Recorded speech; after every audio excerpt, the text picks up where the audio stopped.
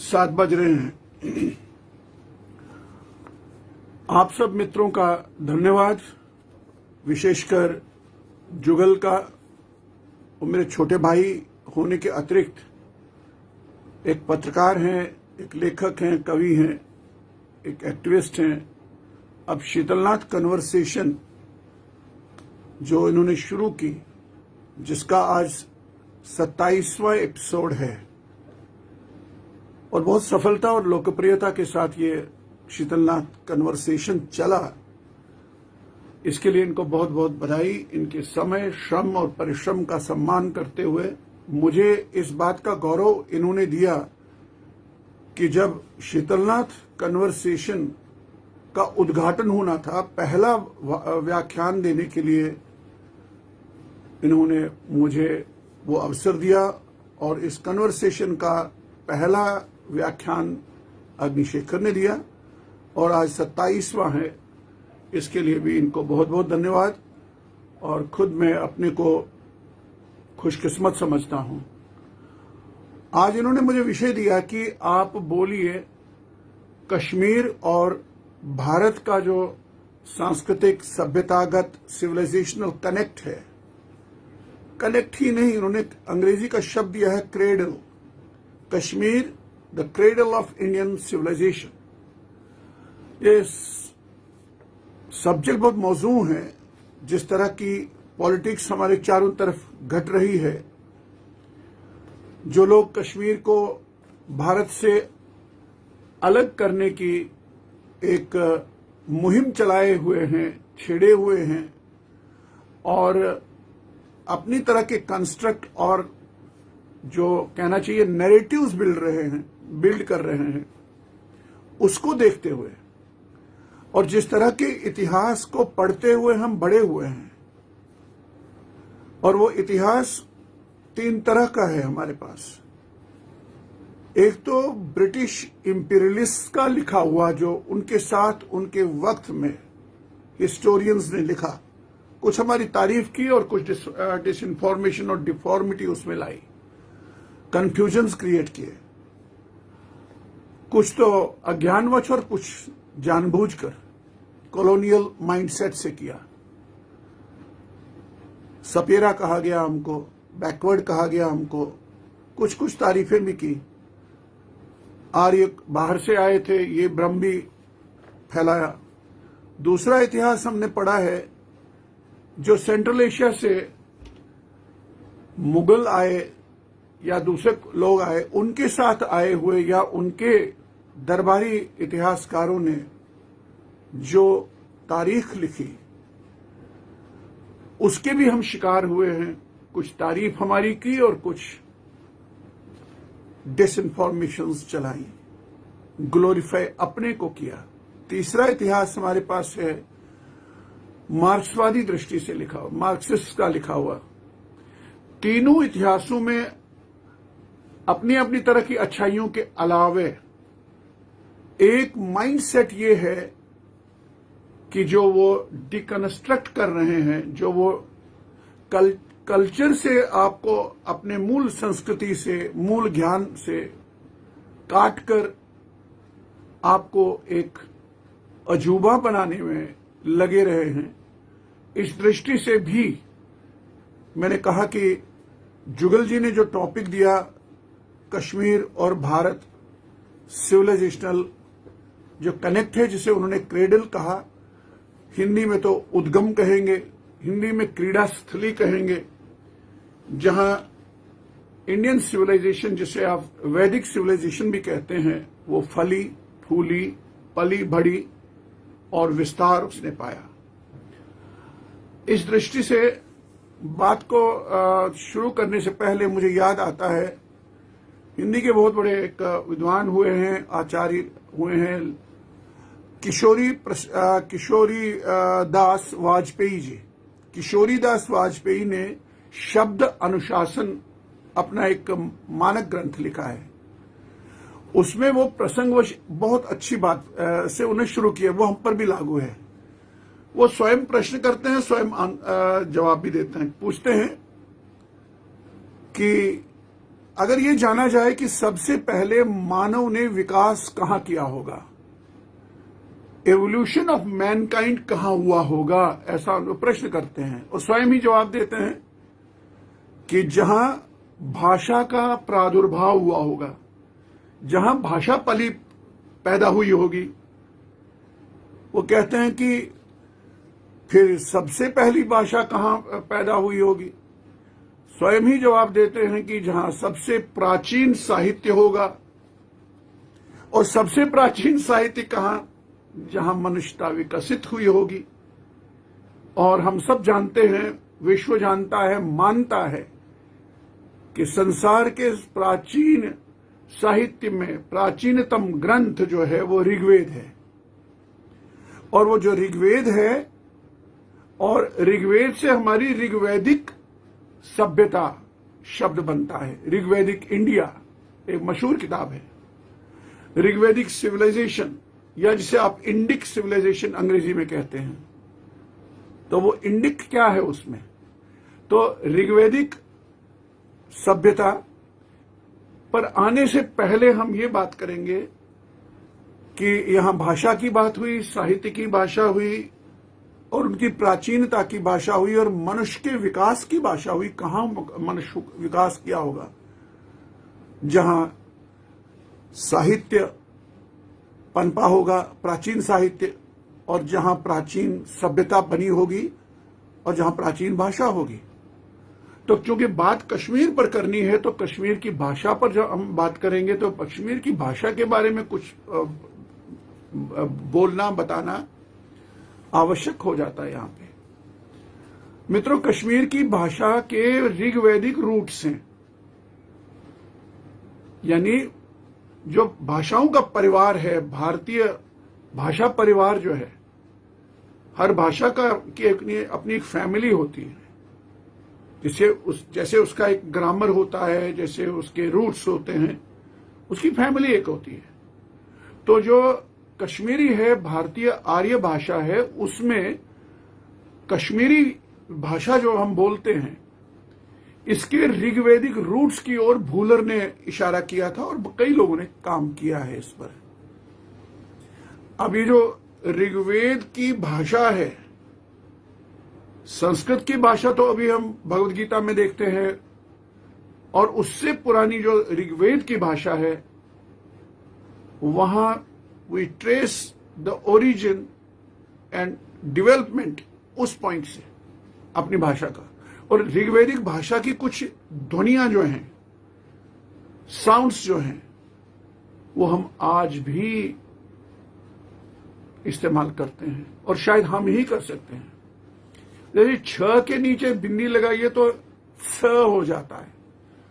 बताइए किसी उत्तर प्रदेश या हिंदी बेल्ट के किसी भी व्यक्ति से छ बोलना, ज के नीचे ज बोलिए। और इस तरह की कई ध्वनियां हैं जो हमारे पास आज भी हैं। रूट्स की बात बाद में करते हैं, क्योंकि टॉपिक हमारा बहुत बड़ा है।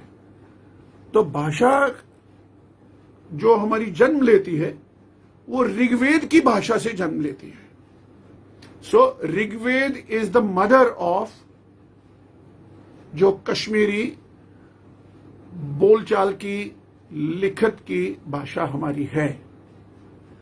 तो ऋग्वेद की भाषा होने से, और कुछ विद्वान हमारे पास ऐसे भी हैं जिनमें हमारे स्वर्गीय प्रोफेसर श्रीकंठ तोषखानी जी भी हैं, और भी कई लोग हैं, जो कहते हैं कि यहां तक कि कश्मीरी भाषा जो है ऋग्वेद से भी पुरानी भाषा है। It is proto Rigvedic language. Rigveda से ही नहीं, ऋग्वेद से पुरानी भी है। उसमें न जाते हुए, क्योंकि हर भाषा का अपना विकास होता है, डेवलपमेंट होती है, लोगों की डेवलपमेंट होती है, कल्चर की डेवलपमेंट होती है, उनकी थिंकिंग की, पैटर्न की, समाज की, परिस्थितियों की, तो भाषा की भी बनती जाती है। तो कहना यह है कि कश्मीरी भाषा जो हम बोलते हैं, ये ऋग्वैदिक काल की या ऋग्वैदिक रूट्स की भाषा हमारे पास है। और जब ऋग्वेद की हमने बात की, भाषा की बात की, तब हम ये भी यहां पर बताना जरूरी लगता है मुझे कि एंशिएंट इंडिया की जब हम बात करते हैं, प्राचीन भारत की, ये प्राचीन शब्द क्या होता है? प्राक प्लस चीन।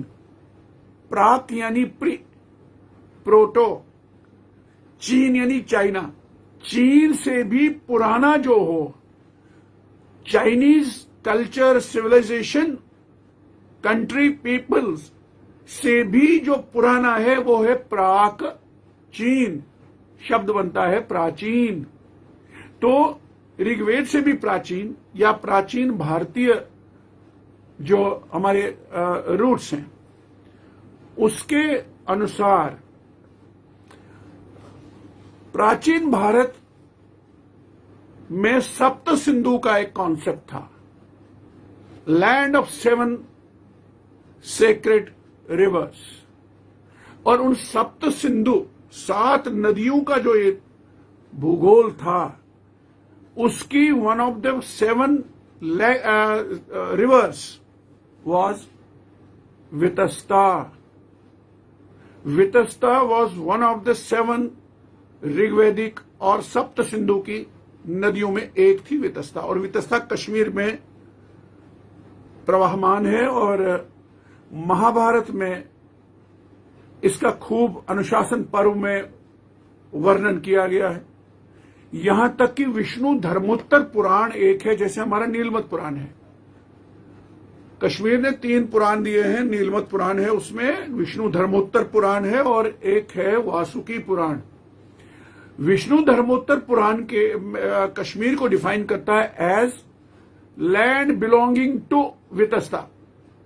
वितस्ता नदी की भूमि शब्द देता है वैतस्तिकी।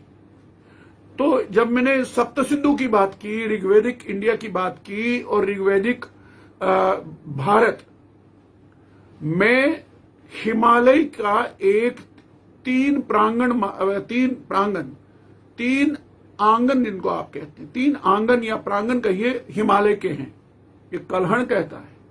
उनमें एक कश्मीर है। और हिमालय का आंगन चूंकि है कश्मीर, और उस आंगन में जो एक उपत्यका है, घाटी है, वेल है, जिसे कई नामों से कहा गया है। पूरा समूचा भारत देश से स्वर्ग कहता है, स्वर्ग मानता है, न केवल प्राकृतिक दृष्टि से, साहित्यिक, सांस्कृतिक, कल्चरल, कई दृष्टियों से जो वैभव है ज्ञान का कश्मीर के पास रहा है, यह स्वर्ग है, अप्रतिम, अनपैरेलल। और उस कश्मीर में जिसे हिमालय का प्रांगण कहा गया, और हिमालय एक हिमालयन कल्चर होता है, उसका भी उद्गम आप देखिए, उसके बात करेंगे थोड़ी देर के बाद, मैं करूंगा कश्मीर से कैसे विस्तार पाता है। तो मैं कालिदास को याद करता हूं। कालिदास इस हिमालय को कैसे डिफाइन करता है? वो कहता है कि मान लीजिए यह पृथ्वी का मानदंड है, जैसे अब तराजू एक होता है, उसके बीच में एक जो उसका तराजू को बैलेंस करने के लिए जो उसका मानदंड होता है, हिमालय ने अस्ति उत्तरस्याम दिशि देवतात्मा हिमालयो नाम नगाधिराजः पूर्वा परो तोय निधि पृथिव्या इव मानदंडा। ये पृथ्वी का मानदंड है हिमालय। उस हिमालय का प्रांगण है कश्मीर। उस प्रांगण में ऋग्वेदिक संस्कृति पली बड़ी है। छोटा सा उदाहरण हम ऐसे दे, यार ये क्या है, ये भूमि कश्मीर। 5000 साल पहले श्री कृष्ण कश्मीर आए, ये हमारा आख्यान है, लीजेंड है। तो उन्होंने डिफाइन किया कि Kashmir is the incarnation of goddess Parvati. ये तो साक्षात पार्वती हैं। और ये भगवान कृष्ण ने कहा, और जो पार्वती है वो उमा है। मैं थोड़ा लीजेंड की तरफ जा रहा हूं, क्योंकि ये रिसोर्स होता है, एक sources of ancient Kashmir and non conventional, unconventional source की मैं बात कर रहा हूं, फिर उस पर भी आएंगे। तो उसमें जब नदी की बात आती है तो नदी जो है, नदी देवी है। और ये भगवान कृष्ण ने इसे पार्वती कहा कश्मीर को, और जो पार्वती है हमारे लिए उमा भी है, सती भी है।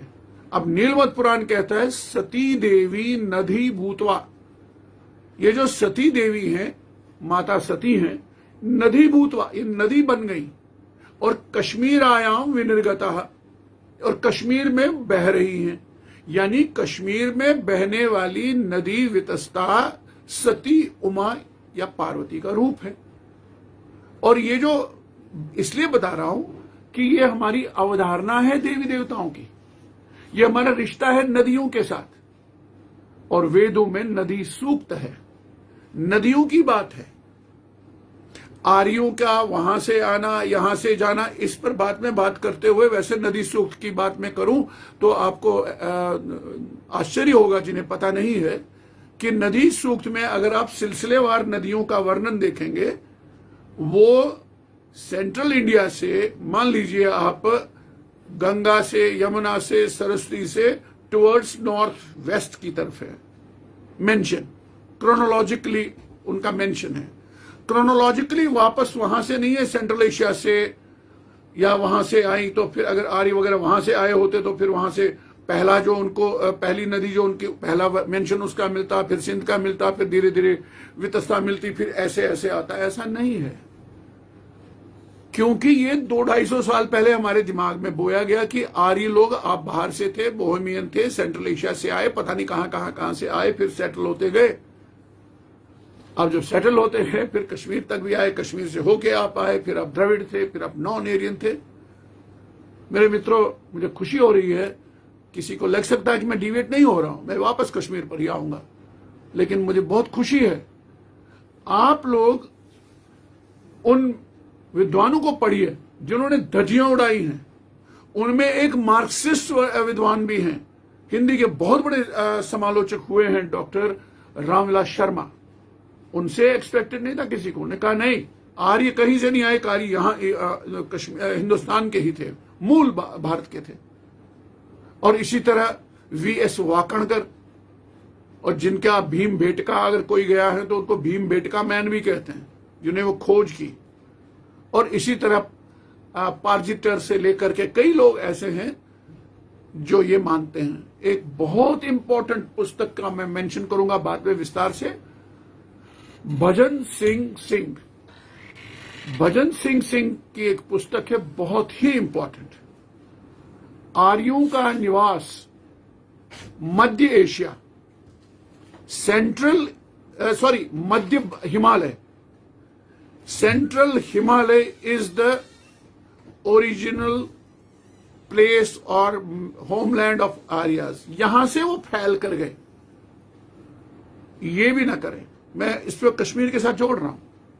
अब जो कश्मीर हमारे पास है, जैसे मैंने कहा ये एक उपत्यका है, इसकी जो पॉलिटिकल जियोग्राफी है, ये इंडियन क्रेडल कैसे बनता है, इसको अगर शाब्दिक वर्ड फॉर वर्ड ट्रांसलेशन करें, क्रेडल का तो पालना होता है, कश्मीरी में गुगु मंजुल कहते हैं। इस पालने में भारतीय संस्कृति, भारतीय जो सभ्यता है वो कैसे पली पनपी, बड़ी, पल्लवित, पोषित होती रही है। और आप कल्पना करिए, कश्मीर की कल्पना पालने से की जा रही है। कश्मीर की जो पॉलिटिकल जियोग्राफी है उसमें देखिए आप, नामकरण देखिए, नॉमेनक्लेचर देखिए पहले ही। कश्मीर का खुद का नाम कश्मीर क्यों है ये हम जानते हैं, जो मेरे मित्र नहीं जानते हों। एक कथा है कश्यप ऋषि के साथ, कश्यप के द्वारा निर्मित भूमि का नाम कश्यप ऋषि, वो सतीसर की कथा आप जानते हैं आप सब, सतीसर से पानी निकाल करके जो भूमि बनी कश्यप, तो कश्यप ऋषि के साथ है। और ये कश्यप ऋषि प्राचीन सप्त ऋषियों में प्रजापति हैं। और एक परिभाषा ये है। दूसरा है कि जब सतीसर का पानी निकाल दिया, बाहर गया, तो फिर कम वारी अश्मनाईर, यानी जो पानी पत्थरों से होते हुए बाहर कर दिया गया तो उसका नाम, उस जगह का नाम कश्मीर है। तीसरा यह भी है कि कश्मीरा एक देवी वहां पहले से ही थी। कश्मीर में एक एंशिएंट गॉडेस का नाम कश्मीरा है। और नीलमत पुराण और कल्हण की राजतरंगिणी में अक्सर कश्मीर के बदले कश्मीरा कहा गया है। और यह भी कहा नीलमत पुराण में पता था, यैव देवी उमा सैव कश्मीरा।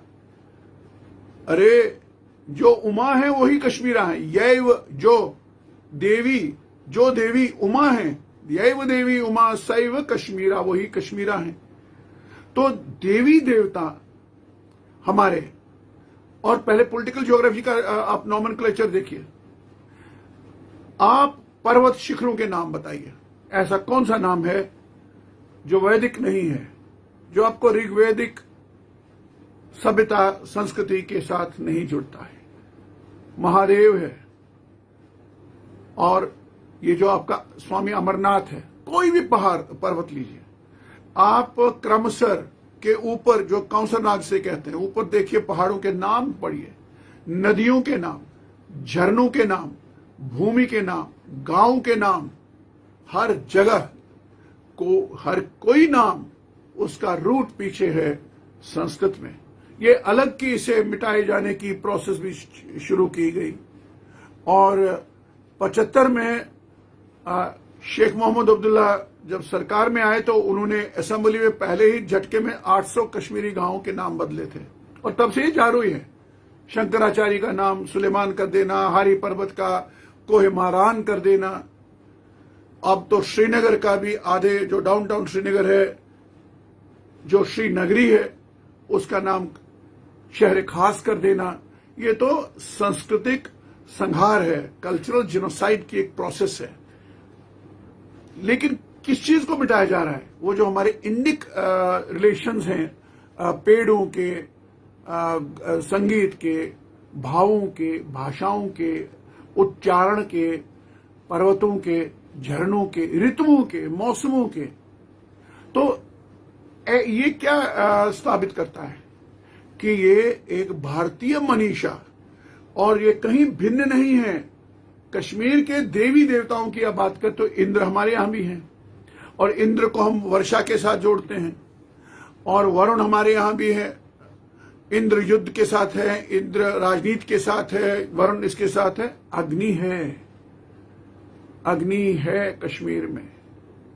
और एक रोचक प्रसंग आपको सुनाता हूं, एक लाइटर हो जाएगा लेकिन मैं बहुत गंभीरता से इसको बताऊंगा।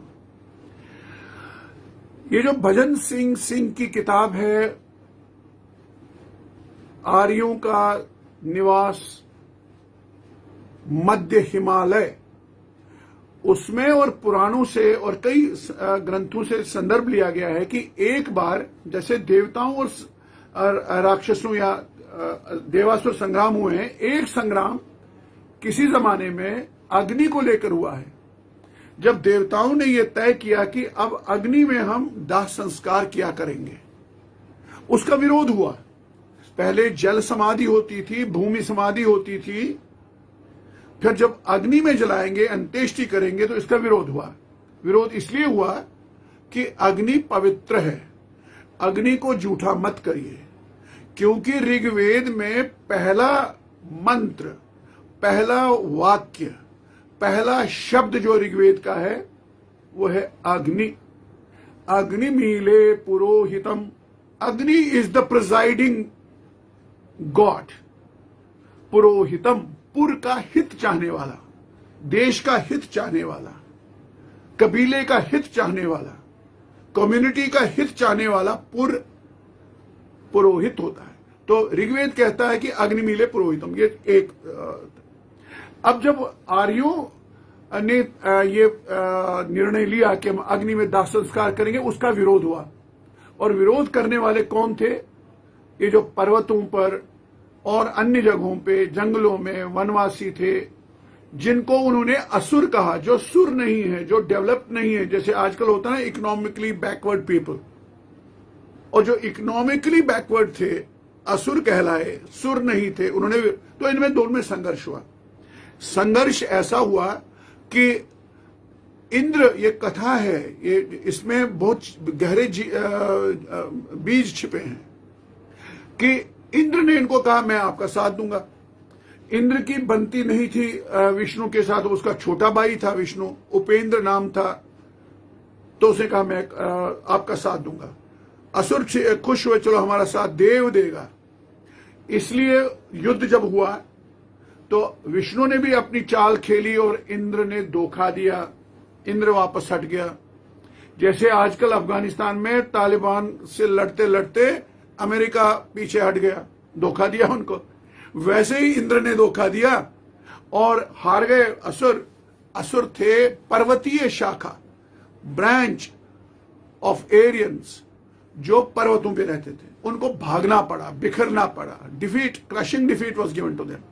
सो वो जब भागे, वो अपनी अग्नि लेकर भागे, अग्नि लेके टुवर्ड्स नॉर्थ वेस्ट की तरफ भागे, पर्वतों से होते होते होते एक ब्रांच उनकी कश्मीर में भी उतरी और आगे चले गए, जिसे आप ईरान कहते हो आज, वहां तक गए और वहां उन्होंने अपने अग्निदेव को, जिसे ऋग्वेद कहता है अग्नि मीले पुरोहितम, उसको एस्टैब्लिश किया, जिन्हें आप ज़ोरास्ट्रियन आज कहते हो, फायर वर्शिपर्स उनके कहते हो। क्या आप किसी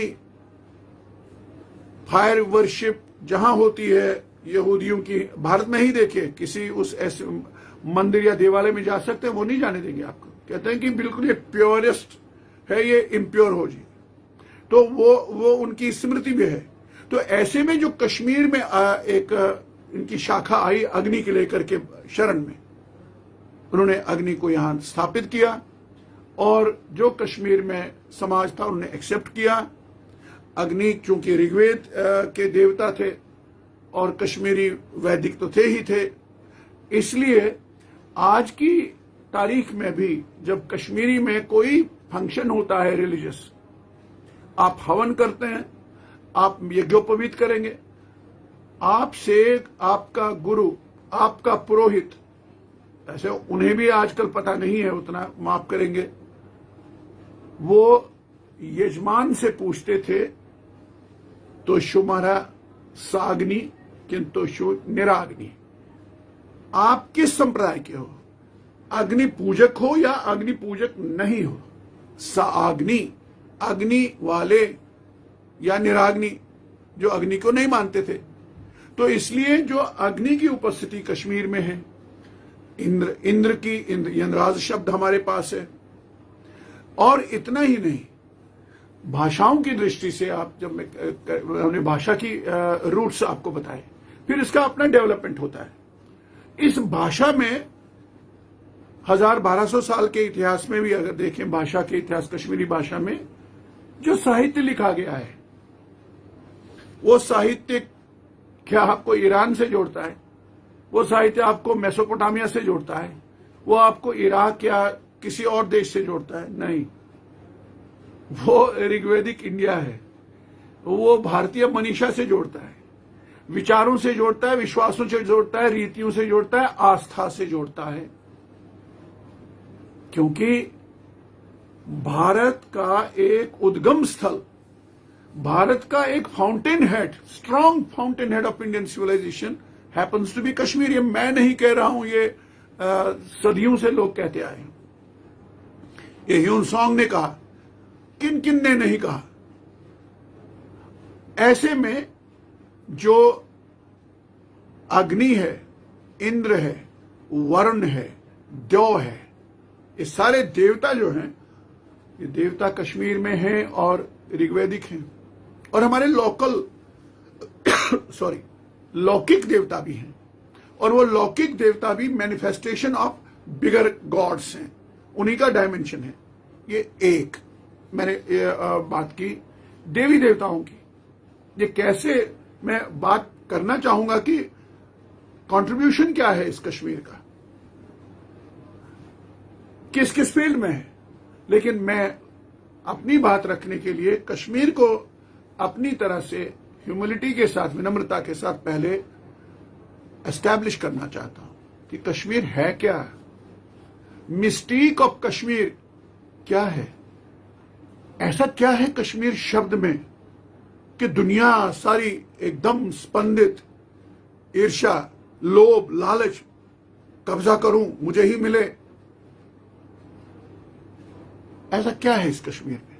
कुछ तो है, इसका मिस्टीक है। उसके लिए हमको ये सारी चीजें उसमें उतरना पड़ता है, हमको इसके डेप्थ्स में जाना पड़ता है। और वो डेप्थ्स में कहां से जाएंगे? एक तो कन्वेंशनल सोर्सेज आपके पास हैं, आप इमीडिएटली कलहन की राजतरंगिणी खोलिए, आप फिर प्राज्यभट्ट खोलिए, शुक खोलिए, जोनराज को खोलिए, ये उसके पहले भी जाइए, नीलमत पुराण को खोजिए। इसके अतिरिक्त भी कुछ है जो अनकहा है, जहां तक हम नहीं जा पाते हैं। तो वो सोर्सेज जो हैं आपके, जहां आपको कश्मीर का मिस्टीक मिलेगा, और वो मिस्टीक कुछ नहीं है, वो एक वैदिक इंडिक मिस्टीक है, जिसकी कश्मीर एक उद्गम स्थली भी है, स्रोतस्विनी है, वहां से फूटती हैं शाखाएं। तो मैं नदियों की बात कर रहा था, फर्ज करो, क्योंकि मैंने कहा कि वेदों में नदी सूक्त है। हमारे यहां जो नदियां हैं, भारत में हर कहीं, हर प्रांत में गंगा, सिंधु, कावेरी, यमुना, सरस्वती, महानदी, ब्रह्मपुत्र, हर नदी की अपनी कहानी है।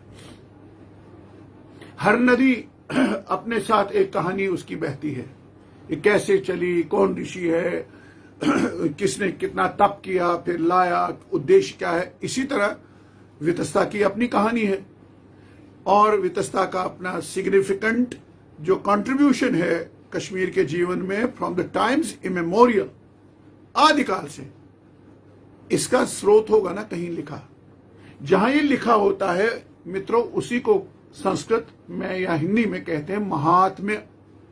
तो वितस्ता का महात्म्य है, और हर तीर्थ का अपना महात्म्य होता है। आप शारिका पर्वत जाइए हारी पर, उसका अपना महात्म्य है, सागा उसका, लीजेंड उसका, सिग्निफिकेंस उसकी, उसके साथ जुड़ी रिचुअल्स, ट्रेडिशंस। हर तीर्थ का महात्म्य है, नदियों के महात्म्य है। अब तो उतने रहे नहीं हमारे पास। तो ऐसे में हम महात्म्यों पर जाएंगे, वहां हमको मिस्टिक दिखाई देगा। फिर आख्यान है आपके पास, लीजेंड्स हैं आपके पास, और जो मॉडर्न हिस्टोरियंस हैं, मॉडर्न हिस्टोरियंस ने इनको इमेजिनरी, एब्सोल्युटली बंकम, नॉट ऑथेंटिक कहकर एकदम कर दिया। यानी एक जमाने में एक रिसर्च हुई थी संकल्पों पर। संकल्प होता है फाउंडेशन स्टोन्स एंशिएंट टेम्पल्स की। एंशिएंट टेम्पल्स या जितने भी आपकी ऐसी ऐसी इमारतें हैं जो प्राचीन हैं, धरोहर है, उनके नीचे एक होती है, उसमें यह लिखा होता है कि हमने किस राजा ने या किस महंत ने, किस संत ने, किस व्यक्ति ने, किस साधु ने ये मंदिर या ये देवालय बनाया, शिलान्यास उसका किया, लेकिन उस किस उद्देश्य से बनाया। अगर उन उद्देश्यों को जमा किया जाए और उसका देखा जाए तो इस पे एक साठे साहब थे, वो काम करते थे। तो ये अनकन्वेंशनल सोर्सेज होते हैं हिस्ट्री के। इसी तरह जब हम कश्मीर पर अनकन्वेंशनल सोर्सेज से बात करेंगे, जो करनी चाहिए, तब आपका एक होलिस्टिक, एक टोटल विजन आएगा सामने, जिसमें हम कई चीजें पकड़ेंगे। जैसे मैंने अभी भाषा की बात की, और भाषा में मैंने जो कहा कि कम से कम अगर जहां से कश्मीरी हम मानते हैं भाषा, वहां से अगर हम बात करें तो उसमें क्या है, 1000-1200 साल की ही बात करें अगर करें, उससे पहले का जो स्वरूप है भाषा का, उस पर अभी बात नहीं करते हैं। इस भाषा में जो लिखा है, जो मैंने शुरू कहा कि ये क्या ईरान की कथा उसमें है, साहित्य कहाँ की बात करता है, कश्मीर की बात करता है, भारत की बात करता है, भारतीय विचार और परंपरा की बात करता है, देवी देवताओं की बात करता है, उन मोटिव्स की बात करता है, सिंबल्स की बात करता है। तो मोटे रूप से मैं आपसे कहना चाहता हूं, 10वीं-11वीं शताब्दी में कश्मीरी में छुम संप्रदाय एक रहा है, एक रिलीजियस सेक्ट रहा है। तो उनके सूत्र हैं उसमें, एफरिज्म, जैसे शिव सूत्र रहते हैं। और जैसे महानय प्रकाश हमारे पास 13वीं शताब्दी में है, ये महानय प्रकाश है, और जैसे ललेश्वरी 14वीं शताब्दी में आएंगी, और वो जो कहती हैं वो क्या कहती हैं? वो भारतीय विचार नहीं है क्या? वो भारतीय दर्शन नहीं है क्या? वो शैव दर्शन की बात नहीं करती हैं क्या? वो ऋग्वेद की बात भी करती है, मैं बाद में बताऊंगा कैसे। हमारे पास सब उसके तुरंत बाद उनके नुंद ऋषि हैं, जिन्हें नुंद ऋषि के नाम से बहुत ही कम बोला जाता है। शेख नूरुद्दीन नूरानी कहते रहिए, ये तो एडजेक्टिव्स है ना उस व्यक्ति के। वो स्वयं को क्या कहता है अपनी पोइट्री में, उस नाम से हम नहीं कहते हैं, लेकिन चलिए नुंद ऋषि है। तो नुंद ऋषि ने जो कहा, जिसे नूरनामा कहते हैं, और नूरनामा नुंद ऋषि के स्वर्गवास के बाद 200 साल के बाद लिपिबद्ध किए। यानी जो नुंद ऋषि की भाषा रही होगी, 200 साल के बाद जिसने कंपाइल किया होगा, ये देखा जाना चाहिए कि नुंद ऋषि की ओरिजिनल भाषा क्या थी। उसका एक संकेत देता हूं मैं आपको। उसने ट्रिब्यूट दिया ललदेत को, जिसने उसे दूध पिलाया था। अब देखिए उनकी भाषा देखिए नुंद ऋषि की। ललदेत पे बात करने की आवश्यकता इसलिए भी नहीं है कि हम सब जानते हैं, और मैं कहूंगा उसका भी प्रसंग आएगा। नुंद ऋषि की भाषा, मैंने कहा इन्होंने लिखा क्या? तस्पदमान पोरिच लले येम अमृत गले पिबो। उस पद्मानपुर यानी पामपुर, उस पद्मानपुर की लला को, ललेश्वरी को, ये जिसने अमृत गले पिबो, ये संस्कृत है, अमृत संस्कृत है, पिबो संस्कृत है, पद्मानपुर संस्कृत है, स्वयं अवतार लले, वो हमारी अवतार है, संस्कृत है, भारतीय कॉन्सेप्ट है, इस्लामिक नहीं है। नुंद ऋषि इस्लामिक कॉन्सेप्ट के हिसाब से उसको अवतार नहीं कहेगा, अमृत की बात नहीं कहेगा। त्युथ वर मित दिवो, ऐसा वरदान, वर संस्कृत है, मैंने कहा ना कश्मीरी भाषा के ऋग्वेदिक रूट्स हैं। त्युथ वर मित दिवो, दिवो देवता, हे देव मुझे भी ऐसा वर दे जो वर दिया तूने लल्ला को, जो थी अवतार मेरी, जो थी अवतार हमारी, जिसने पिया अमृत घूंट घूंट। ये भाषा नुंद ऋषि की है। तो नुंद ऋषि के बाद जो मुस्लिम ऋषि परंपरा कश्मीर में चली, क्या दुनिया में कहीं ऋषि परंपरा है? और किसी भी इस्लामिक वर्ल्ड में, इस्लामिक देश में मुस्लिम ऋषि परंपरा, क्या कल्पना कर सकते हो? अफगानिस्तान में होगी, पाकिस्तान में होगी, इराक में होगी, इजिप्ट में होगी, अरब में होगी, इमारात में होगी? नहीं है, कहीं नहीं है। कश्मीर में है। कश्मीर में क्यों है? क्योंकि इस्लाम के आगमन से पूर्व से, पहले से चली आई एक ऋषि परंपरा है कश्मीर को। इसीलिए हम ऋषि वाटिका यानी ऋषवर कहते थे। अब ऋषवर को पीरवर से बदला जा रहा है, सब कुछ बदला जा रहा है। पीरवर is quite of recent origin, recent development. Ancient है ऋषवर, ऋषि वाटिका। तो ये जो ऋषि परंपरा थी, ये नुंद ऋषि से भी पहले की है। अब नुंद ऋषि उस ऋषि परंपरा के बदले हुए माहौल में बानी बने, वहां से शुरू किया। अब वहां से जब शुरू किया तो वहां और ज्यादा और ऋषियों के नाम आए, तो प्रॉफिट मोहम्मद तक भी चले जाते हैं उसमें, उससे कोई फर्क नहीं पड़ता है। कश्मीर की ऋषि परंपरा, जब मुस्लिम ऋषि परंपरा कहते हैं, उस मुस्लिम परंपरा ऋषि के, आप कश्मीर जितने कश्मीरी बंधु यहां देख रहे हैं, याद करिए, श्रीनगर में बटमालू में जो ऋषि थे, गुलमर्ग में बाबा ऋषि थे, और वटलब जो वुलर के सोपोर से या बांडीपुर से आते हुए, या सोपोर से बांडीपुर जाते हुए जो शुक्रदीन, वो ऋषि कहलाए। और सब जगह जो ऋषि फैले हुए हैं, वहां क्यों वैष्णव परंपरा है, वहां मांस नहीं खाया जाता है, वहां वो सारी परंपराएं जो हिंदू ऋषियों की थी, क्योंकि वो एंसेस्ट्री से आई हुई परंपरा है। तो उस परंपरा में जो बात है वो वैदिक है, वो इंडियन है। अरे फेथ बदलने से कुछ नहीं होता है, फेथ बदलने से हम अपने एंसेस्टर्स को नहीं बदल सकते। आप लाख मानिए कि वो नहीं है, एंसेस्टर्स तो हैं। हम ही बौद्ध थे, हम ही वैष्णव थे, हम ही शैव थे, हम ही नाग थे।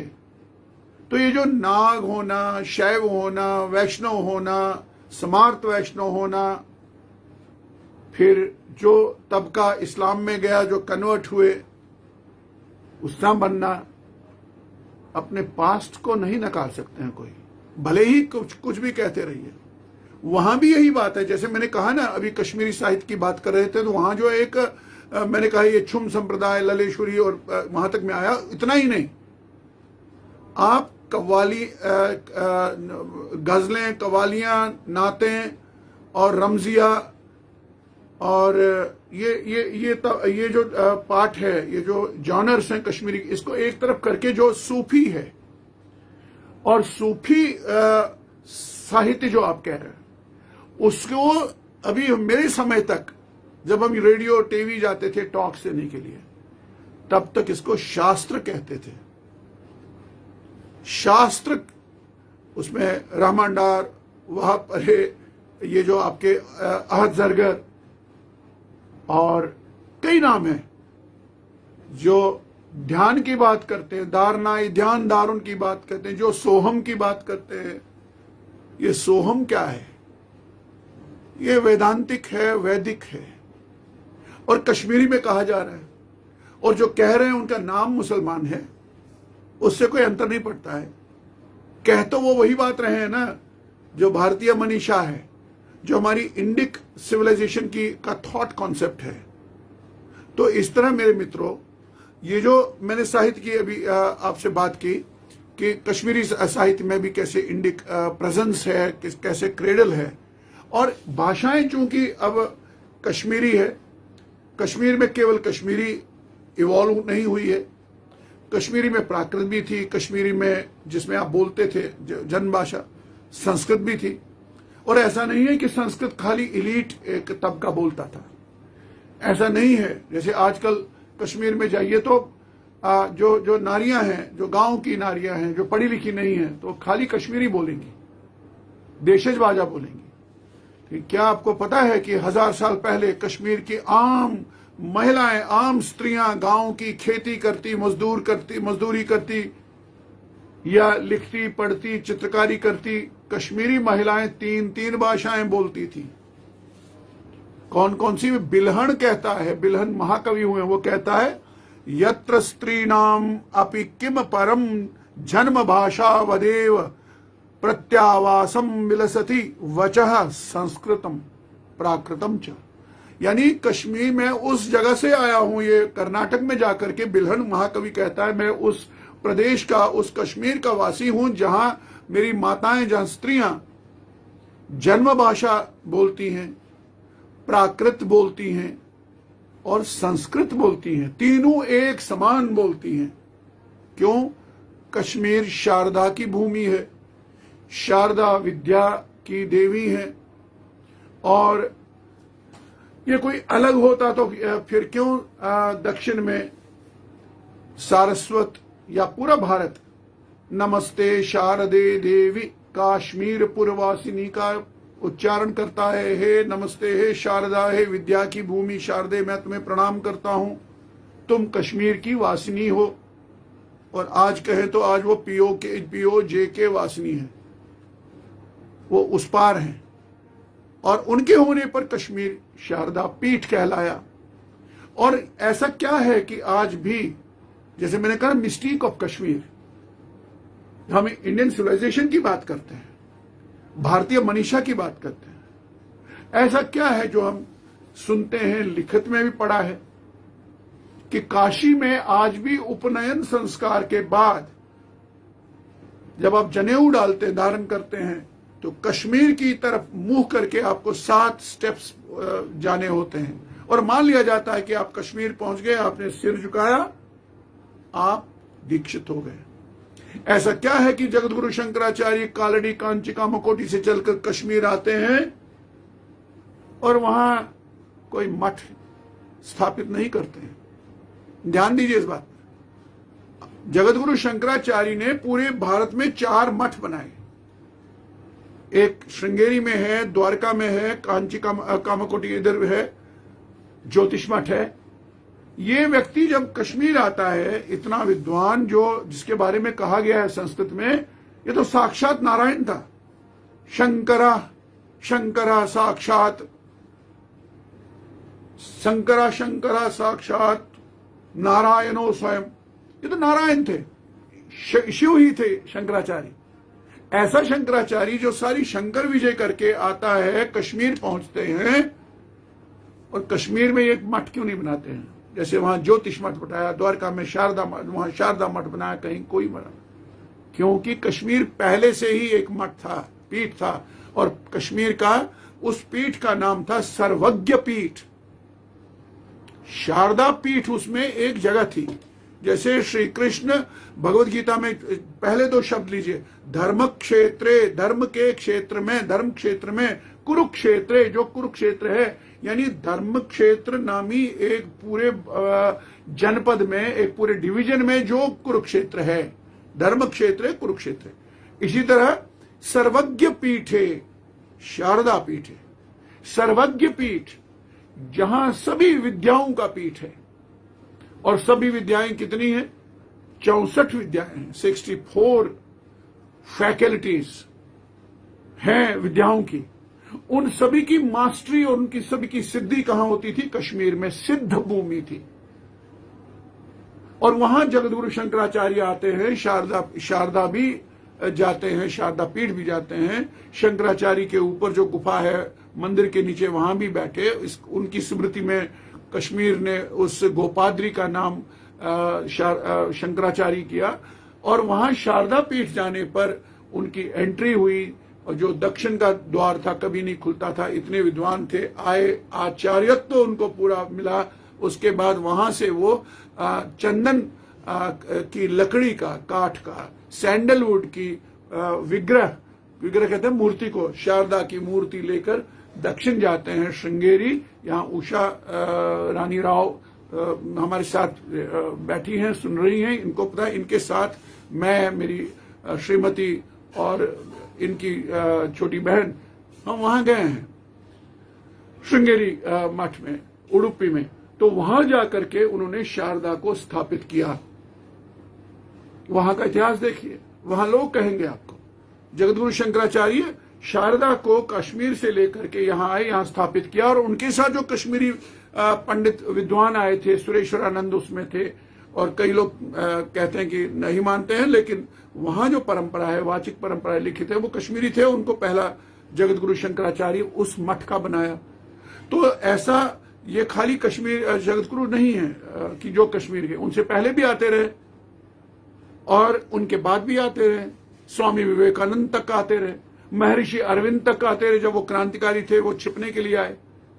ऐसा कौन संत हुआ है, ऐसा कौन दार्शनिक हुआ है, या ऐसी किसके मन में इच्छा नहीं मैं कश्मीर जाऊं? कश्मीर जाते ही आपको एक सिद्धि, परम सिद्धि मिलती थी, आप सिद्ध हो जाते थे। तो ये जो सिद्ध भूमि है, बिकॉज शारदा की वजह से। और ये शारदा क्या है? ये कश्मीरियों की है क्या? ये पूरे भारत की है। आप याग्नि क्या है उनका नाम, कृष्णमूर्ति, या किसी भी सुनिए उनसे, नमस्ते शारदे देवी काश्मीर पूर्वासिनी। क्योंकि शारदा उतनी ही हमारी है जितनी दक्षिण भारतीयों की है, जितनी पूर्वोत्तर की है, जितनी कहीं की भी है। क्योंकि वो भारतीय देवी हैं। और ये भारतीय देवी न केवल शारदा है, तो कश्मीर शिव भूमि है। शैव दर्शन है वहां, शाक्त दर्शन है वहां, विष्णु धर्म रहा है वहां की मूर्ति कला आप देखिए, वहां का संगीत देखिए। आप क्या नहीं है जो कभी आपको एलियन नहीं दिखेगा शेष भारत की संस्कृति से, मूर्ति कला से, संगीत कला से। संगीत जानने वाले मित्रों को मैं कहना चाहता हूं, कश्मीर ऐसा क्रेडल रहा है भारतीय संस्कृति का कि जिसने आचार्य पंडित शारंगदेव दिया, और संगीतज्ञ थे, म्यूजिकोलॉजिस्ट थे, गायक थे, विद्वान थे। वो पूरा आपके कर्नाटक जाकर के उन्होंने वहां जो संगीत का ट्रीटाइज है, बहुत ही ऑथेंटिक ट्रीटाइज है जिसका नाम है संगीत रत्नाकर। और संगीत रत्नाकर का निर्माण वहां किया। और संगीत रत्नाकर के बारे में कहते हैं, जो शारंगदेव ने लिखा, कि ये जो भारतीय संगीत शास्त्र है, खासकर ये जो दक्षिण का संगीत है, उसका बेसिस है, आधार है एक कश्मीरी संगीतकार का दिया हुआ ट्रीटाइज। तो क्यों किया शेष भारत ने फिर इसको एडॉप्ट एक्सेप्ट क्यों किया? क्योंकि कश्मीर और शेष भारत में कोई अंतर ही नहीं है। जो कर्नाटक है, जो बंगाल है, जो उड़ीसा है, जो उत्कल है, वही कश्मीर है। In terms of thinking, philosophy, culture, civilisation and what not. और जो कल्चरल कॉन्टिन्यूटी है वो सबकी एक है, मनीषा एक है। यहां अवतार मोटा जी भी आए हुए हैं, वो ये बड़े विद्वान हैं। इन्होंने काम किया चित्रकला पर, मूर्ति कला पर। ये कह रहे थे, इन्होंने एक बहुत अच्छा आलेख इन्होंने लिखा है कि जो दक्षिण भारत में देवालय हैं, मंदिर हैं, आर्किटेक्चर है, ये कैसे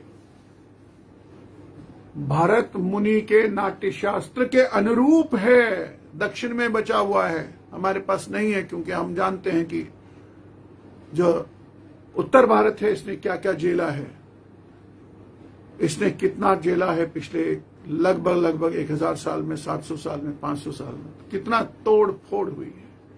क्या कल्पना कर सकते हैं? कश्मीर आइए, जो नहीं आए हैं, घूमिए, जहां जो वहां के खंडहर हैं मंदिरों के, खासकर मारतंड के मंदिर के भग्नावशेष, रुइंस को देख करके यूरोपियंस हैरान हैं।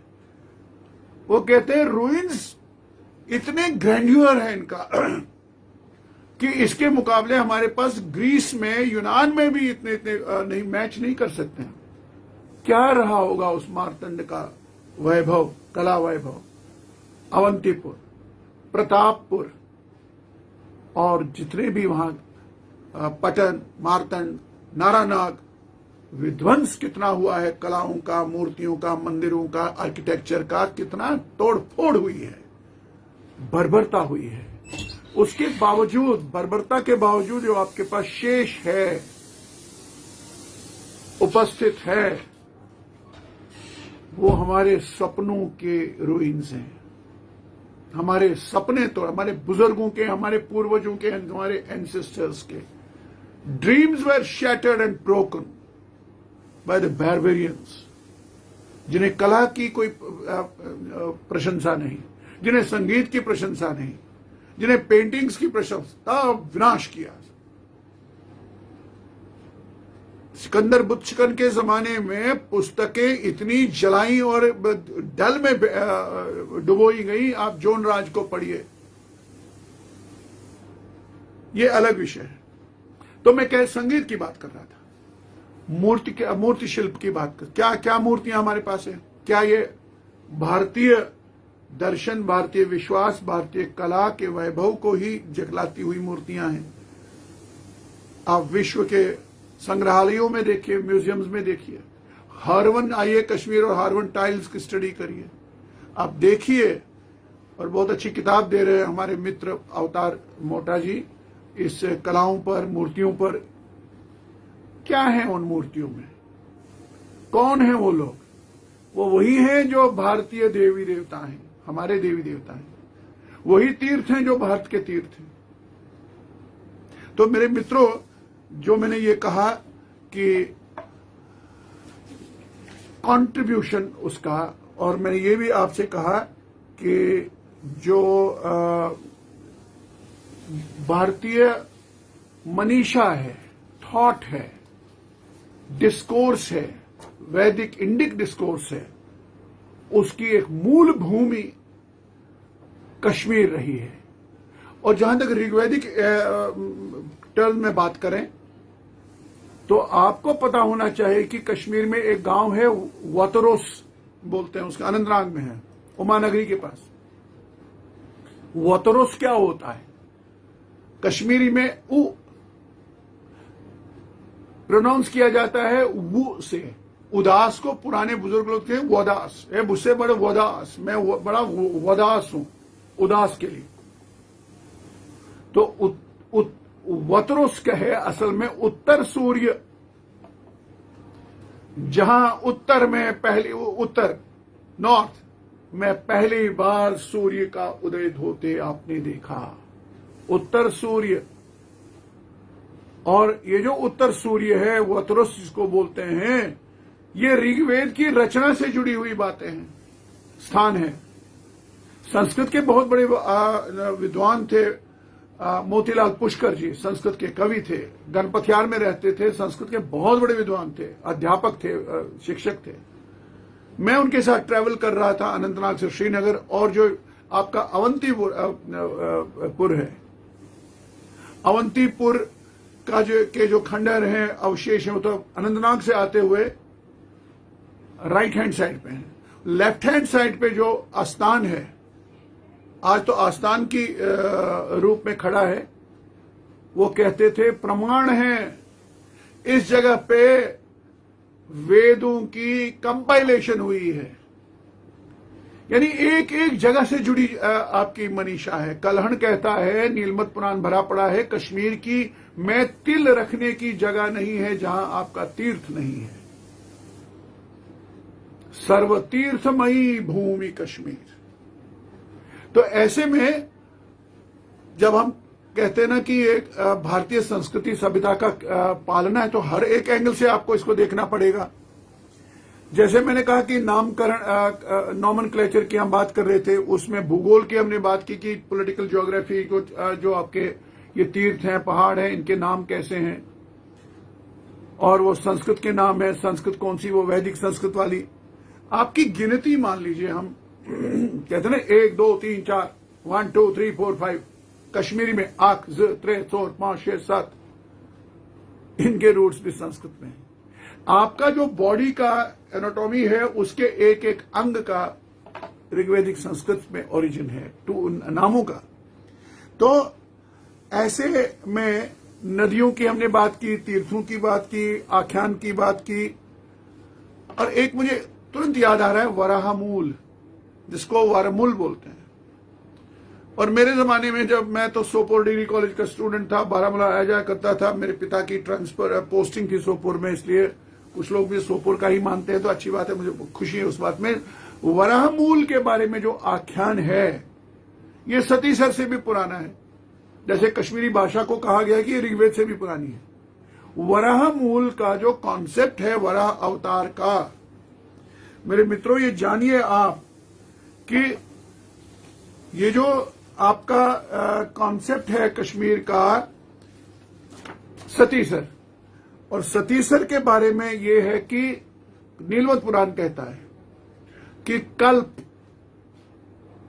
भारतीय काल गणना जो है कश्मीर में भी वही है, और जबकि कश्मीर में ज्यादा प्रचलन में है कैलकुलेशन, टाइम कैलकुलेशन कैसे हम करते हैं, उसमें बड़े से बड़ा जो फैक्टर है, मेजर है, कहते हैं कि कल्प जब शुरू हुआ उसके बाद 6 मनवंतर, एक मनवंतर जानते हैं कितना होता है, हर मनु प्लस अंतर, यानी हर उस पीरियड के बाद मनु बदलता है।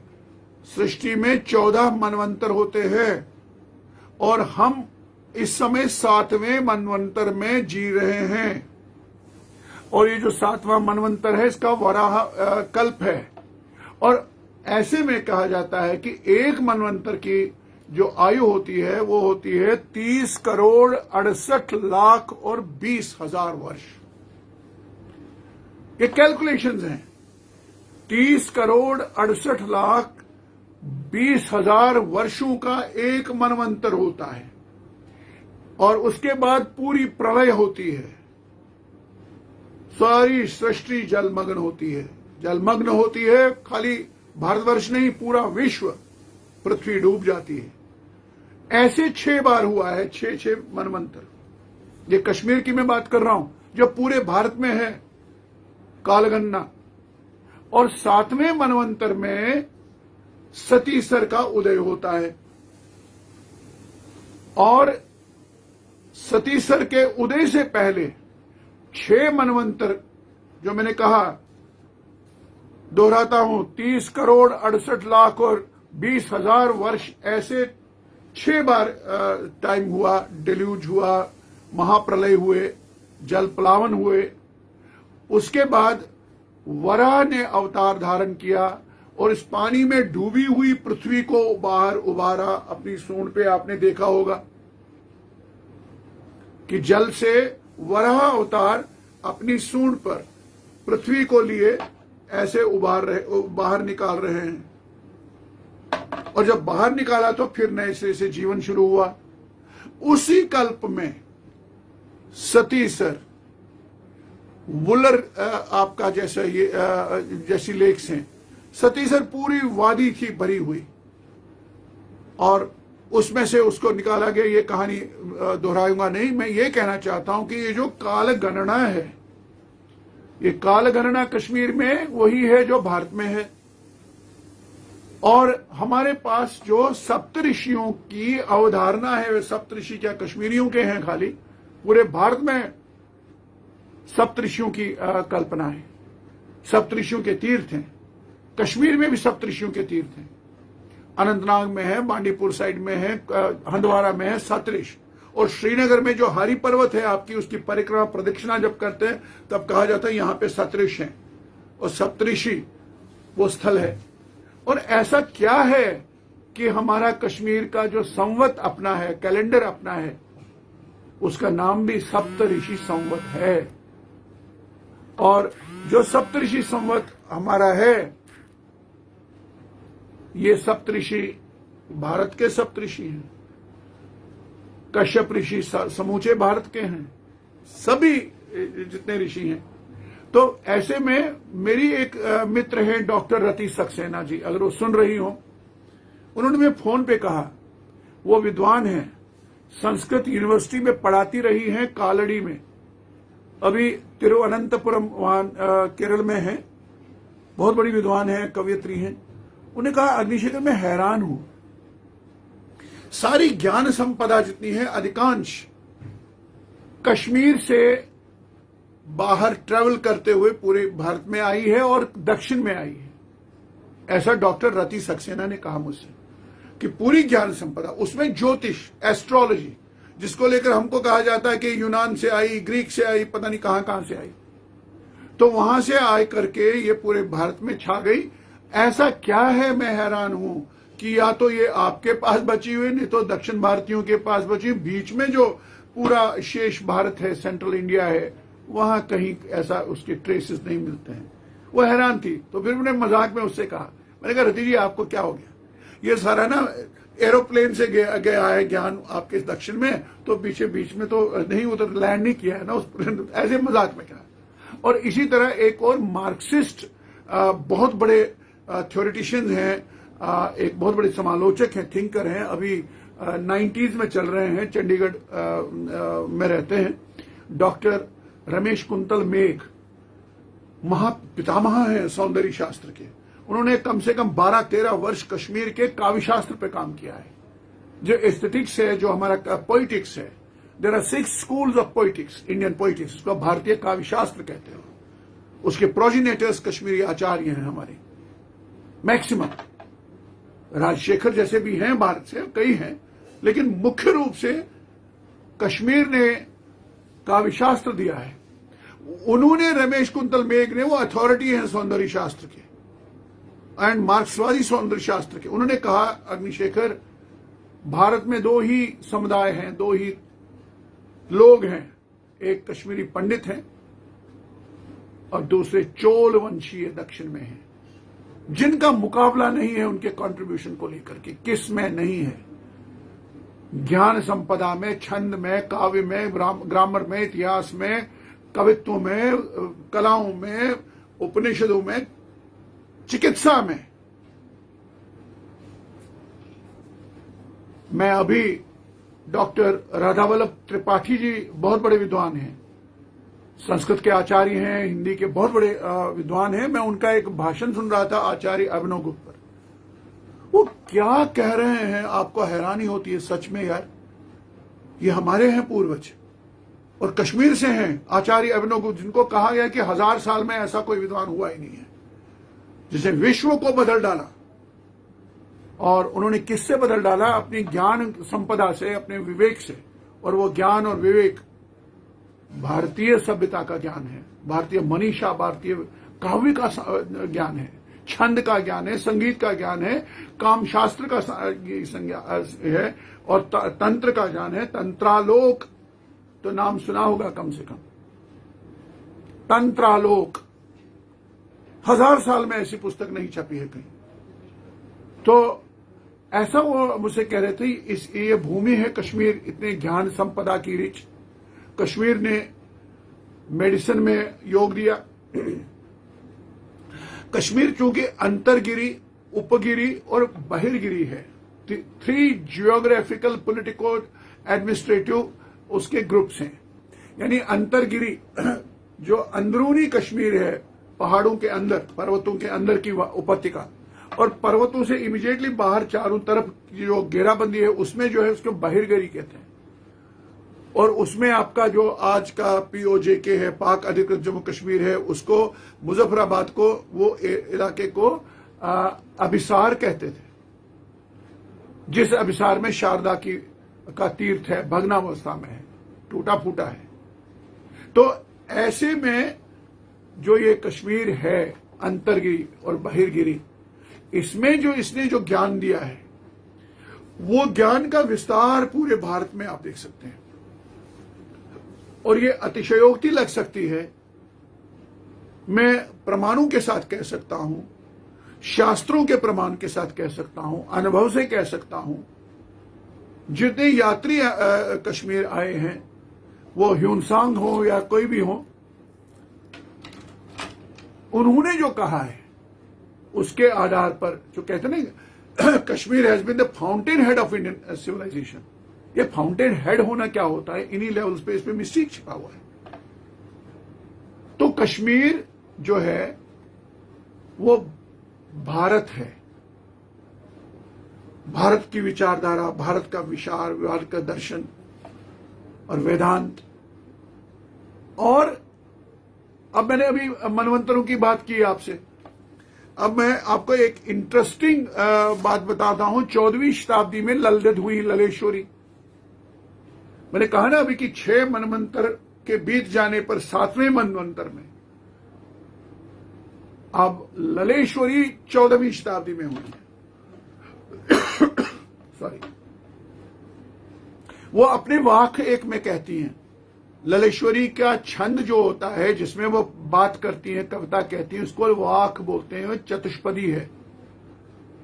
उसमें क्या कहती हैं, आपको आनंद आएगा ये सुनकर। जब मैंने कहा कि 6 मनवंतर बीत जाने के बाद, जिसमें मैंने वराह का अवतार का बात किया कि कश्मीर, पूरी पृथ्वी का जो उदय हुआ, पृथ्वी निकाली गई, तो वो जहां पे निकाली गई उसी का नाम है वराहमूल, बारामूला, इसीलिए इसको कहते हैं वरमुल। यानी उसके बाद जो जीवन शुरू हुआ, तो इसका मतलब है कि पूरे हिमालय में, पृथ्वी पर अगर कहीं जीवन शुरू हुआ है तो कश्मीर में हुआ है। और कश्मीर वॉज पार्ट ऑफ सप्त सिंधु, क्योंकि वितस्ता नदी उसकी 7 में से एक नदी थी। इसलिए सप्त सिंधु को ओरिजिन ऑफ ह्यूमन मैनकाइंड, अभी कोई अफ्रीका ले जाएगा आपको, कहीं कहेगा, लेकिन हमारा आख्यान क्या कहता है? वराहमूल, वराह अवतार हुआ है वहां पे वरमुल में। और सतीसर में तो बाद में कहा जाता है कि वरमुल के पास, वराहमूल के पास पहाड़ काटकर सतीसर का पानी निकालिए, उसके बाद की पोस्ट दैट अवतार है। तो 7 बार हुआ है ना, 6 बार हुआ तो 7वें में। अब 14वीं शताब्दी में ललेश्वरी का एक वाक मैं आपको सुनाता हूं, पहले कश्मीरी में, फिर आप अनुवाद करता हूं। ललित कहती हैं 14वीं शताब्दी में, त्रेयी निंग, निंग होता है बार, त्रेयी निंग सरा सर्य सरस, त्रेयी निंग सरा सर्य सरस, अकी निंग सरस अर्शस जाय, हर मुख कौसर अख सुम सरस। हरमुख यानी हरमुख से, कौसर, कौसरनाग, हरमुख कौसर अक्सुम, एक ब्रिज देखा है मैंने, अक्सुम सरस। फिर कहती है, ध्यान दीजिए इस पर, मुझे याद आया, सत्य निंग 7 बार, सत्य नेंगे सरस शिन्याकार। ललदेद कहती है उसको 7 जन्मों की स्मृति नहीं है, खुली है। वो कहती है कि मैंने एक बार 3 बार देखा है सरे सरस। सतीसर जो है ना, जल प्लावन मैंने 3 बार देखा है। और अकिनिंग एक बार देखा मैंने कि ये सरोवर जो है आकाश तक ऊंचा है। अब जियोलॉजिस्ट से पूछिए सतीसर कितना गहरा था, वो आपको कहेंगे कि जो हमको फाइंड्स मिली हैं पहाड़ों की ऊंचाई पे 1200-1100 फीट की ऊंचाई पे उन्हें वो सुराख देखे हैं जहां नदियां नौकाएं बांधी जाती थी, फिर वाटर नट्स मिले इत्यादि वगैरह। तो 1000 से ज्यादा 1200 की ऊंचाई तक था सतीसर गहरा।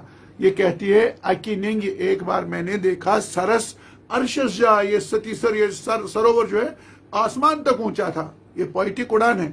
फिर कहती है मैंने एक बार एक जन्म में देखा हरमुख कौसर अख सुम सरस। एक बार मैंने जीवन में हरमुख की ऊंचाई शिखर से कौसर नाग तक एक पुल देखा है वादी में। ये भी ठीक है। फिर जो कहती है, जहां से मुझे याद आया, सत्य निंग 7 बार, सत्य निंग सर सरस शिन्याकार। 7 बार 7वीं बार मैंने 7 बार देखा है सरोवर को शून्य में विलीन होते हुए। ये 7 बार क्या है? मैंने अभी कहा भारतीय काल गणना के हिसाब से कल्प के आरंभ से 6 मनवंतर तक ये जो पृथ्वी थी उसको जल से बाहर निकाला वराह ने, जहां वरामूल बरमूल है। और 7वें कल्प में सतीसर का पानी निकाला जाता है। और ये स्मृति है ललदेद के मस्तिष्क में, मन में, जीन्स में उसकी रेजिडुअल मेमोरी है कॉन्टिन्यूटी सिविलाइजेशनल की। अपनी पता नहीं कितने जन्मों की बात करती है। कहती है सत्य निंग सरस शिन्याकार। 7 बार मैंने इसको सर को शून्य में विलीन होते देखा। देवी देवताओं की हमने बात की। ये सारे देवी देवता भारतीय देवी देवता है और कुछ लौकिक उसके वर्जन्स हैं हमारे पास। और वो लौकिक वर्जन्स भी उन्हीं ऋग्वैदिक देवी देवताओं के रूपाकार हैं। आप अपने रीति रिवाज, पर्व, संस्कारों को देखिए। जन्म से लेकर, गर्भाधान से लेकर अंत्येष्टि तक और मृत्यु के बाद भी, जैसे आजकल पितृपक्ष चल रहा है, पितरों को याद करना, ये जो पर्व, तीर्थ इत्यादि सब हैं, ये भारतीय हैं, नॉन इंडियन नहीं है। ये हर जगह है। पितृपक्ष खाली कश्मीरियों का नहीं है। जहां जहां भारतीय हैं या भारतीय मूल के प्रवासी हैं, एनआरआईज हैं, वो भी पितृपक्ष मानते हैं। क्योंकि ये पितृपक्ष की जो परंपरा है, पितरों को यानी जो आपके एंसेस्टर्स हैं, पूर्वज हैं। और डॉक्टर निर्मल वर्मा जो हिंदी के वरिष्ठ ज्ञानपीठ पुरस्कार से सम्मानित कहानीकार हुए हैं, चिंतक थे, विचारक थे, ट्रेंड सेटर थे हिंदी लिटरेचर के, निर्मल वर्मा को मैं एक बार पनुन कश्मीर के एक कार्यक्रम में आमंत्रित किया था। उन्होंने भाषण दिया था और ये प्रथम विश्व सम्मेलन की बात है 1993 की, दिल्ली में श्रीफोर्ट ऑडिटोरियम में। उन्होंने संस्कृति पे बात करते हुए एक बहुत बड़ा स्टेटमेंट दिया था कि संस्कृति केवल जीवित लोगों से नहीं बनती है, संस्कृति बनती है उनसे भी, दोज हु आर डेड, जो हमारे पूर्वज होते हैं, जो नहीं हैं, उनसे भी संस्कृति बनती है। जैसे आजकल पितृपक्ष है और पितृपक्ष के चलते आप दान पुण्य करते हैं, जो भी करते हैं, यानी आप एक रिश्ता बांधे हुए हैं अपने एंसेस्ट्री के साथ, एंसेस्टर्स के साथ। तो ये जो रिश्ता है, ये जो रीति है, जो पर्व हैं, जो आस्थाएं हैं, ये भारतीय आस्थाएं हैं। और कश्मीर में पल्लवित हुई हैं, फैली हैं, फिर बातें दूर दूर तक गई हैं। कश्मीर की ओर मुंह करके 7 कदम आप आज भी बढ़ते हैं आगे, फिर झुकते हैं, कश्मीर की मेधा को प्रणाम करते हैं। और कश्मीर ने, आप देखिए कंट्रीब्यूशन टू संस्कृत वर्ल्ड कितना है, योगदान देखिए। संस्कृत, मैंने कहा ना, वहां संस्कृत भी बोलती थी महिलाएं, प्राकृत भी बोलती थी, जन्म भाषा भी बोलती थी। बिल्हण के संदर्भ में मैंने कहा, उनको कोट किया मैंने। तो जो संस्कृत है, संस्कृत का वांग्मय, संस्कृत का इतिहास, पूरा लिटरेचर है, उसमें आपने पुराण साहित्य दिए हैं। मैंने 3 पुराण, तो हमको 3 में से एक तो सबको आपको पता, नाम सुना होगा, पढ़ा भी होगा, नीलमत पुराण, ये कंट्रीब्यूशन है। विष्णु धर्मोत्तर पुराण, वासुकी पुराण, और फिर अपने पास है मंजरी साहित्य होता है, रामायण, मंजरी इत्यादि। ये मंजरी साहित्य एक अलग विधा है, जॉनर है। और हिस्टोरिकल काव्य आपके पास है, आपके पास राजतरंगिणी है, आपके पास कलहन है, कलहन की राजतरंगिणी, जोनराज की राजतरंगिणी, प्राचभट्ट की राजतरंगिणी, शुक की राजतरंगिणी। राजतरंगिणियों का एक सिलसिला है, कहीं नहीं मिलेगी आपको भारत में, कश्मीर में है। और पूरे कश्मीर के माध्यम से वो पूरी भारतीय मनीषा की ही बात करता है। कलहन की राजतरंगिणी में जाइए, वो एक लोकल उसका होना, तो वो चूंकि कश्मीरी थे, कश्मीर की बात करते हुए कहां की बात नहीं करते, वो क्या दक्षिण भारत की बात नहीं करते हैं। हमारे राजाओं के जो शौर्य गाथाएं हैं, ललितादित्य की बातें, जो आज का टर्को मंगोल है, तुर्किस्तान जिसे आप कहते हैं, वहां तक ललितादित्य के। और आप देखिए, ये जो है, मैंने कहा कि ये साहित्य की दृष्टि से योगदान देखिए। आपने कलहन, आपने इतिहास की परिभाषा दी, आपने इतिहास दिया। भारत की ओर से भारतीय लोगों को कहा जाता है इनके पास इतिहास की समझ नहीं है। कलहन उस मिथक को तोड़ता है।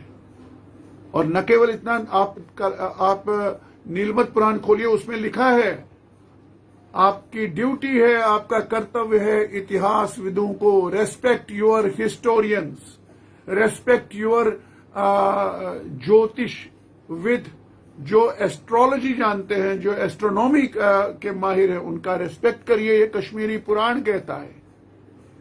और हमको वो अंग्रेज कहेंगे कि ये सपेरे थे, ये डेवलप नहीं थे, हमने इनको ये दिया।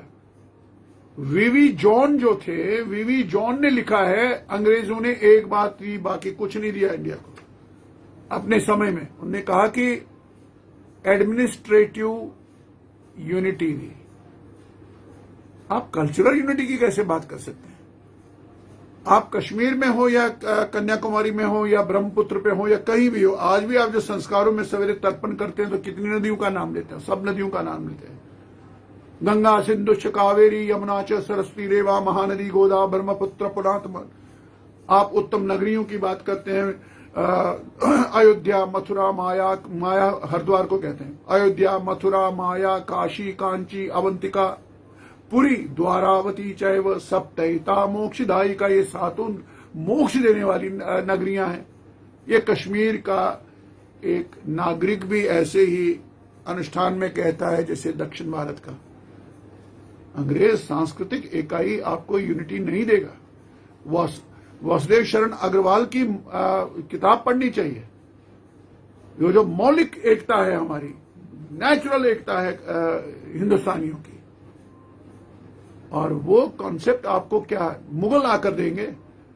वो आपको मुगलों ने दी है, वो आपको अंग्रेजों ने दी है, डच ने दी है, पुर्तगीज ने दी है। वो हमारी अपनी जमीन की ये है। तो इसलिए मेरे मित्रों, मैंने अभी कहा कि ज्ञानात्मक चिंतन जो हमारा है, और वो मल्टी फेसेटेड है, मल्टी डायमेंशनल ज्ञान संपदा हमारे पास है। Fund of knowledge, cosmic knowledge, practical knowledge और दर्शन, और जो फिलॉसफी है, शैव दर्शन है, शाक्त दर्शन है। अरे शैव दर्शन आपने 6वीं शताब्दी से लिखित रूप में, वसुगुप्त के जमाने से लेकर के 14वीं शताब्दी तक पूरे भारत में शैव दर्शन आ गया था। आप दक्षिण में जो वीर शैव है, उसके रूट्स देखिए, उसके कनेक्ट देखिए कश्मीर शैव दर्शन के साथ। इस तरह शैव दर्शन, इसके इतने नाम कितने गिनाए जाए, कौन कौन है, सब आप जानते हैं। शाक्त दर्शन, वैष्णव दर्शन और बौद्ध। अरे बुद्धिस्ट वर्ल्ड को यह जानना चाहिए कि अगर बुद्ध धर्म भारत से विदेशों में गया तो वो वया कश्मीर गया। कश्मीर में जो कनिष्क के जमाने में चौथी बौद्ध सभा हुई, जो मैंने अभी अपना जो काव्य मैंने लिखा है, महाकाव्य नीलगाथा में एक चैप्टर ही मैंने लिखा, महायान। जब रेजोल्यूशन नहीं हो रहा था बौद्धों में किसी बात को लेकर के, उन्होंने रिजॉल्व करने के लिए गांधार में एक बैठक की कि हमको कश्मीर में जाकर के चौथी Buddhist council, Buddhist conference, world conference बुलानी चाहिए। It was 4th Buddhist world Buddhist conference, जो कुंडलवन, जिसे आज हरवन कहते हैं, वहां कश्मीर के आचार्य रहे, नागार्जुन रहे, जिनको बोधिसत्व भी कहा गया, वो वहां रहे और 6 महीने कॉन्फ्रेंस चली। उसमें रिजॉल्व हुआ। फिर ताम्र पट्टियों पर इंस्क्राइब करके फिर वहां से कश्मीरी लोग जो भिक्षु बने, वो लोग कहां कहां गए, वो महायान को लेकर के पूरे मध्य एशिया गए, सेंट्रल एशिया गए, और जो उत्तर वहां सेंट्रल एशिया में जो कूचा है, जो तब चीन का हिस्सा था, वो हिंदू राज्य हुआ करता था कभी, तो वहां तक गए। फिर आपका खोतान, यारकन, ताशकन, ये सारा, और चीन से होते हुए ये फिर त्रिविष्टित तिब्बत गए, और तिब्बत से आगे चले गए, और पूरा वहां से होते हुए, जिसे नॉर्थ ईस्ट हम कहते हैं, ब्रह्मदेश, जिसे आप म्यांमार कहते हैं, आज बर्मा कहते हैं, वहां से उतर के कुछ हमारे बौद्ध भिक्षु कोरिया और फिर जापान तक चले गए। बौद्ध धर्म को प्रसार देने में, पंख देने में कश्मीर घाटी का योगदान है। ये इसलिए है कि Kashmir is India, Kashmir is the cradle of Indic civilisation in all terms. जितनी मैंने बात कर सका इतने समय में, और मुझे लगता है इसमें बात करते रहे तो करते रहे, इसमें अभी और घंटों बात की जा सकती है। एक ही बात को, किसी विषय को लीजिए तो आपकी भी सीमाएं हैं, मेरी भी सीमाएं हैं, आपका समय भी है, और मैं घड़ी देखना भूल गया। मुझे लगता है कि 1 घंटा 20 मिनट में बोला हूं, और बोलने को अभी मेरे पास बहुत कुछ है। मैं आपका, आप सभी दोस्तों का, मित्रों का, क्योंकि कश्मीर को जानना भारत को जानना है। कश्मीर के योगदान को, कंट्रीब्यूशन को जानना आपकी उम्र बढ़ाएगा, आप हजारों वर्ष के हो जाएंगे। कश्मीर एक आयु वर्धक वरदान है विश्व में। जो कश्मीर को जानेगा उसकी उम्र बढ़ेगी। ये मैं एक इमोशनल सेंटिमेंट नहीं दे रहा हूं, स्टेटमेंट नहीं दे रहा हूं। कश्मीर के पास जाइए, उसके इतिहास को खंगालिए, उसके संघर्षों को देखिए, उसके लीजेंड्स को देखिए, उसकी हिस्ट्री को देखिए, उसके कंट्रीब्यूशन को देखिए, उसके शाक्त को, शैव को।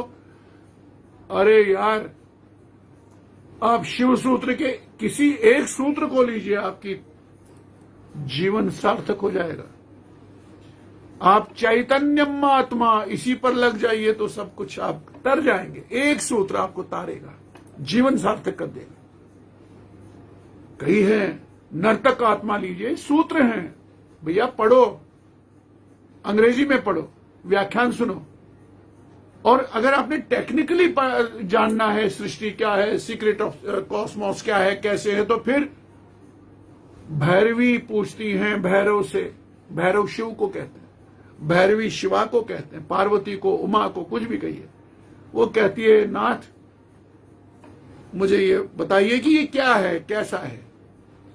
शिव और पार्वती आख्यान है, वायु मार्ग से जा रहे थे, वो वायु मार्ग से नीचे धरती पर उतरे। कश्मीर के उस स्थल पर जब उतरे तो इस सृष्टि का डायमेंशन क्या है, कैसी है सृष्टि, तो उंगली से उन्हें एक फिगर बना करके दी। शिव ने कहा ऐसी है।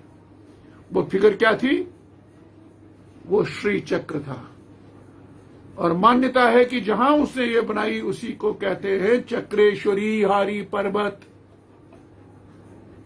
श्रीनगरी, इसलिए नाम है श्रीनगरी। शिव ने अपनी उंगली से पृथ्वी पे जो श्री चक्र बनाया, पार्वती से कहा ऐसा है, ऐसी है सृष्टि। फिर आप श्री चक्र को लेकर के गूगल करिए, आज आपको सब कुछ मिलेगा कि श्री चक्र क्या है, कॉन्सेप्ट ऑफ श्री चक्र क्या है, वो आपने दिया है। शिव का कश्मीर में श्री चक्र बनाना, उसके आधार है तिरुपति का। दक्षिण में जाइए, हैदराबाद में जाइए, ये उड़ीसा में जाइए, तो ये इतना कॉन्ट्रीब्यूशन की धरोहर है हमारी, जिससे हम कटे हैं, जिससे हमको काटा गया है। मैंने शुरू में जब कहा कि 3 तरह के इतिहास हमारे पास हैं, तीनों आपको संस्कृति से काटते हैं, तीनों आपको जड़ों से काटते हैं।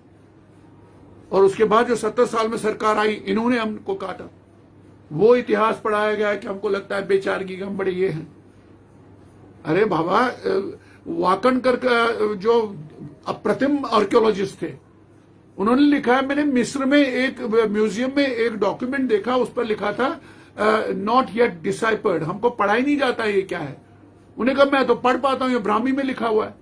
तो उन्होंने जब पढ़ा, that was a travelogue diary written by one Vasco da Gama की डायरी थी, उसमें लिखी हुई, किसी ने लिखी होगी। तो उन्होंने जब पढ़ा तो उसमें वास्को डे गामा स्वयं मानता है, मैंने सी रूट इंडिया डिस्कवर नहीं किया, मैं नहीं जानता था। मैं जिंजीबार आइलैंड, जिसको आज आप इथियोपिया कहते हो, मैं जिंजीबार आइलैंड में रुका। वहां एक ऑलरेडी गुजरात से कोई आया हुआ था नेविगेटर, उससे मेरी बातचीत हुई, उसने मुझे बुलाया, उसका नाम आनंद था। उसने कहा कभी भारत गए हो? मैंने कहा नहीं सर। तो क्या तुम भारत जाना चाहते हो? जी सर। जब जानते ही नहीं हो कहां जाना है कैसे नेविगेट करोगे? और तुम्हारा ये नौका एक हवा और एक लहर के थपेड़े से पता नहीं कहां चले जाओगे, डूब जाओगे। परसों हम वापस जा रहे हैं गुजरात। मैं तो 12 साल से आता जाता हूं, व्यापारी था। और वास्को डे गामा उस डायरी में खुद मानता है कि मैं आनंद के पीछे पीछे पीछे पीछे आया, तब मैं भारत पहुंचा। लेकिन हमको क्या पढ़ाया गया? Sea route India was discovered by Vasco da Gama. Newton हमको पढ़ाया जाता है, ठीक है, Newton, hats off to Newton, genius था। हमको आर्यभट्ट के बारे में नहीं कहा जाता है। आर्यभट्ट से कहा जाता है कि हे ऋषि पूछता है संस्कृत में, हे ऋषिवर, हे गुरुदेव, इस पृथ्वी पर चलते हुए हम उड़ क्यों नहीं जाते हैं? ये उड़ते क्यों? वो कहते हैं आकृष्टिम महीम, इस धरती में आकर्षण है।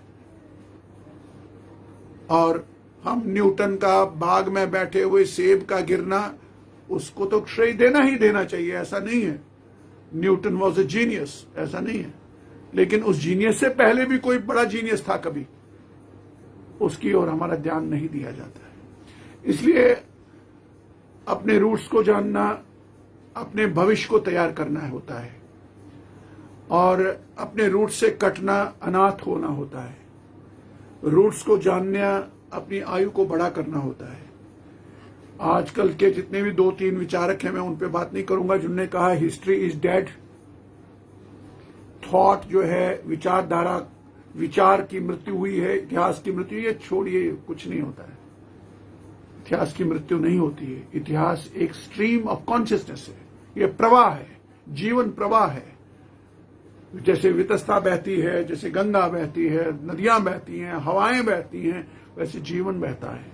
और ये जीवन अच्छे के लिए बहता है। एक नदी किस लिए बहती है? नदी बहती है समुद्र तक जाने और समुद्र से बादल बनकर, मेघ बनकर आकाश में उड़ने के लिए, और आकाश से फिर पृथ्वी पर बरसने के लिए नदी बहती है। इसीलिए जीवन एक प्रवाह है। हमारा जीवन भी वैसे ही प्रवाह हो, हम भी उस उद्देश्य को प्राप्त कर सकें। और कश्मीर से प्यार करिए। कश्मीर से प्यार करना, भारत से प्यार करना है। भारत से प्यार करेंगे तो कश्मीर को जानेंगे, कश्मीर को जानेंगे तो भारत को आख्यान से वर्तमान तक जानेंगे। मुझसे कोई भूल चूक हो गई हो, रह गया हो, मुझे खुद लगता है बहुत कुछ रह गया है। फिर कभी मिलते हैं फिर कभी उर्जू आयत बात तो सारनी। और ये जो शीतलनाथ कन्वर्सेशन है, इसके और कीर्तिमान स्थापित हों, यशस्वी हों, आप सफल हों। आपने एक संवाद शुरू किया और मुझे अवसर दिया। आप सबका धन्यवाद। जो जो मुझे सुनने आए, मैं आप सबका धन्यवादी हूं, आभारी हूं। धन्यवाद, नमस्कार।